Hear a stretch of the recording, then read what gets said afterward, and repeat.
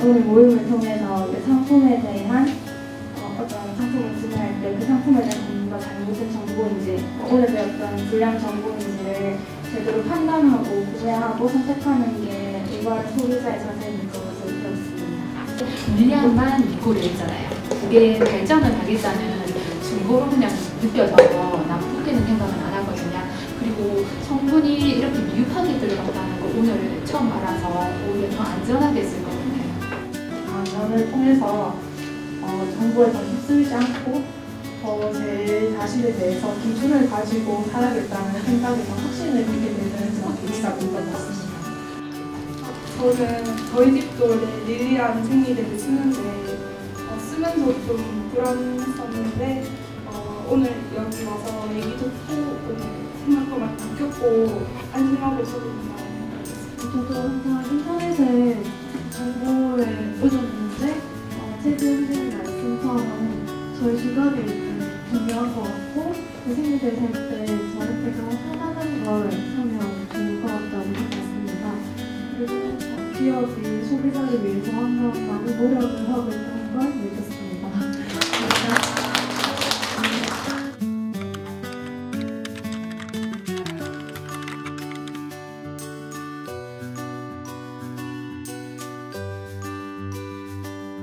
불량 정보는 대중이 갖고 있는 화학물질에 대한 막연한 공포, 그 안전에 대한 불안감, 그런 거를 토대로 바이러스처럼 퍼집니다.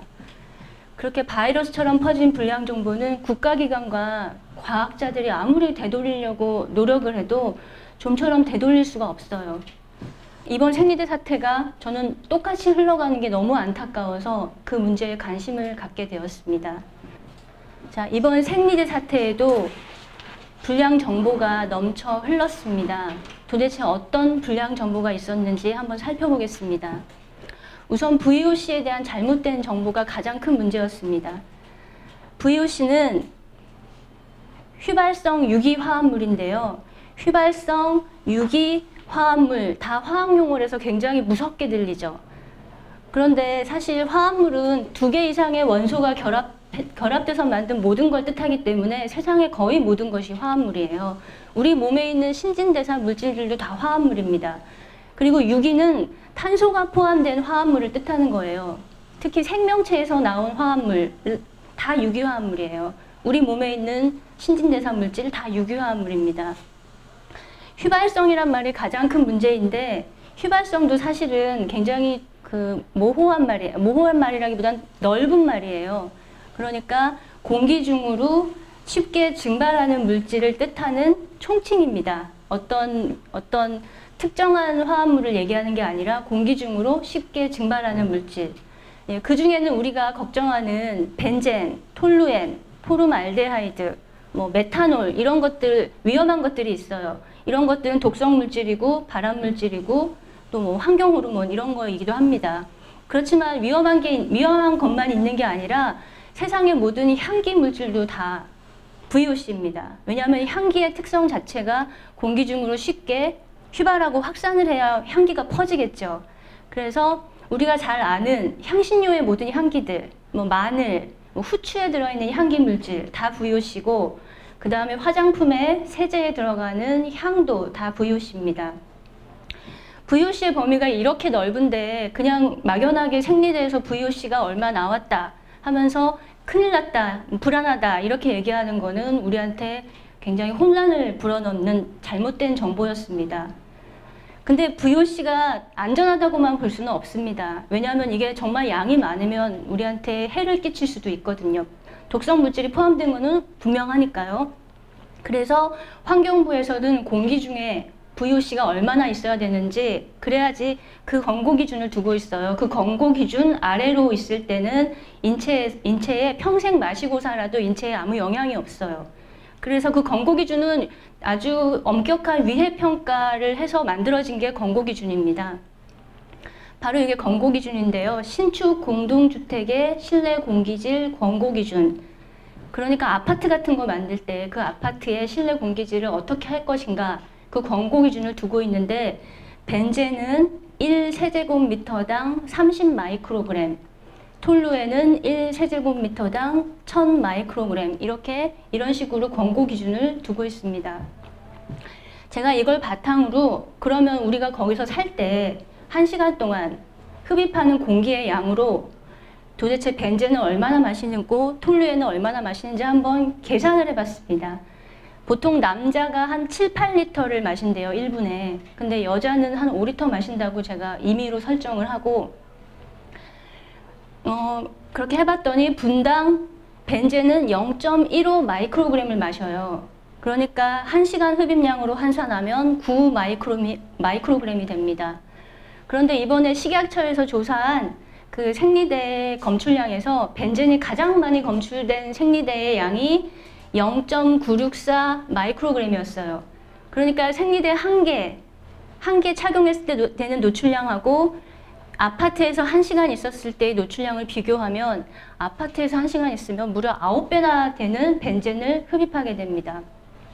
근데 우리가 생리대는 한 달에 한 5일 동안 그 5일 매일 한 7개 정도 사용한다고 하지만 아파트는 1시간만 있지는 않잖아요. 보통 한 7, 8시간은 있어야 되고 많은 날은 24시간 있어야 되잖아요. 그러니까 그 노출량을 다 고려한다면 정말 생리대로 인한 노출량은 3발의 피밖에 안 되는 거죠.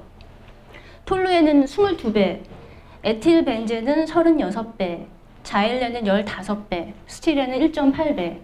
이것만 봐도 이번에 VOC로 인해서 우리가 받은 충격은 사실 무의미했다는 걸 알 수 있어요. 또 하나 짚고 넘어갈 불량 정보가 있습니다.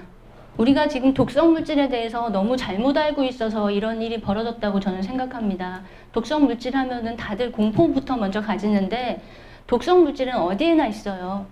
제가 지금 말씀드린 공기에도 있고 땅에도 있고 그다음 물에도 있습니다. 그래서 우리가 바나나, 사과 이런 거는 자연이니까 안전해, 천연이야, 너무너무 건강해 이렇게 생각하지만 바나나에도 벤젠이 있습니다. 왜냐하면 바나나, 사과 이런 거 다 공기, 물, 토양을 통해서 기르잖아요. 그래서 농산물에는 다 독성 물질이 있습니다. 그리고 또 어디에 있냐면 우리가 조리를 하면 이렇게 돼지고기 삼겹살 구워 먹거나 숯불갈비 구워 먹거나 고등어 구워 먹거나 그러면 거기서 다 발암물질이 나옵니다. 태워 먹으면. 그래서 독성 물질은 어디에나 있다는 걸 우리가 알고 있어야 돼요. 있으면 안 돼 라고 생각하는 그 자체가 우리한테 공포를 크게 만든 거예요. 그 다음에 검출량이 적어도 위험할 수 있다. 아닙니다. 검출량이 적으면 전혀 위험하지 않습니다. 우리 인간의 몸은 적은 미량의 환경호르몬, 독성물질, 발암물질은 얼마든지 소화하고 건강하게 살 수 있습니다. 먹으면서도. 그냥 다 배출해내요. 몸에 들어가도 소변으로 다 배출이 됩니다. 또한 천연물질은 안전하다는 생각도 버려야 합니다. 천연물질도 안전하지 않아요. 오히려 천연물질이 더 치명적인 위험을 초래할 수 있습니다. 예를 들어서 땅콩 알레르기 있는 사람이 땅콩 먹으면 죽을 수도 있어요. 복숭아 알레르기 있는 사람은 늘 복숭아를 조심해야 돼요. 그리고 우리가 자주 듣는 식중독 뉴스, 그 식중독은 다 천연 바이러스나 천연 세균 때문에 생기는 일이에요. 오히려 화학은 그런 위험성을 굉장히 줄여서 최소의 위험으로 최대의 효과, 최대의 활용을 해가지고 만들어 놓은 게 화학물질이에요. 그래서 그 생각 자체, 천연은 안전, 화학은 위험이라는 그 이분법적 사고부터 벗어나야 합니다. 그리고 화학은 100% 안전을 보장해야 된다. 이것도 우리가 바로잡아야 할 그릇된 인식 중에 하나입니다. 천연도 100% 안전할 수는 없어요. 그럼 화학은 100% 안전을 위해서 노력하지만 인간의 그 반응이라는 게 너무나 다양하게 나타나고 체질이나 그런 것들이 너무나 다르게 나타나기 때문에 아무리 줄여도 사고는 일어날 수밖에 없습니다. 그게 바로 자연의 법칙입니다. 위험정보 독해력, 리스크 리터러시라는 단어 들어보셨나요? 제가 오늘 이 말씀을 드리기 위해서 이 자리에 섰습니다. 가장 중요한 말입니다.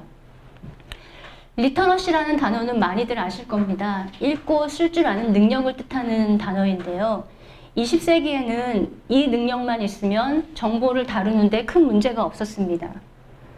그런데 21세기인 지금은 그것만으로는 부족합니다. 어떤 정보가 옳고 어떤 정보가 잘못되었는지를 판단하는 그런 능력이 있어야 합니다. 바로 리스크 정보, 위험 정보를 판단하는 능력이 있어야 21세기를 제대로 살 수 있습니다. 여러분, 우리에게 모자란 건 정보가 아닙니다. 정보는 흘러 넘칩니다. 오히려 우리에게 모자란 것은 상식, 합리적인 사고방식, 과학적인 상식, 이런 것들이 모자랍니다. 그런 것들만 있으면 정보는 지금 가지고 있는 것 안에서도 얼마든지 좋은 결론을 내릴 수 있습니다. 그러니까 우린 정보를 다 모으려고 하지 말고 오히려 나쁜 정보는 과감히 쳐내고 버리는 훈련을 해야 합니다. 그게 바로 위험정보 독해력을 기르는 방법입니다. 생리대를 고르는 방법은 여성들이 직관적으로 지금까지 잘 알고 있었습니다. 착용해보고 피를 잘 흡수하는가, 시간이 지나도 쾌적한가, 그 생리혈이 새지는 않나, 냄새는 나지 않나, 우리 이런 거 보고 판단해 왔잖아요. 바로 그게 우리의 상식이고 우리의 감각, 직관이었습니다. 그게 생리대를 고르는 맞는 방법입니다. 그 다음 부분보다 전체를 봐야 합니다. 여러분, 한 줄짜리 정보는 정보가 아닙니다. 그건 불량 정보입니다. 한 줄짜리 정보는 그냥 버리세요. 예를 들어서 생리대에서 무슨 톨루엔이 나왔다. 톨루엔은 2비급 발암물질이다. 한 줄짜리죠, 다? 근데 그거 본다고 톨루엔이 어떤 물질인지, 발암물질이 2비급이 얼마나 위험한지, 뭐 검출량은 얼마나 되는지, 검출량이 얼마나 돼야 위험한지 이거 알 수 있나요? 그걸 다 알아야 전체를 아는데 그냥 한 줄짜리 정보만 계속 헤드라인만 뿌리고 우리는 그것만 보고 겁을 먹습니다. 한 줄짜리 정보는 아무리 많이 모아도 그걸 막 모아가지고 퍼즐처럼 합치면 올바른 전체가 만들어질까요?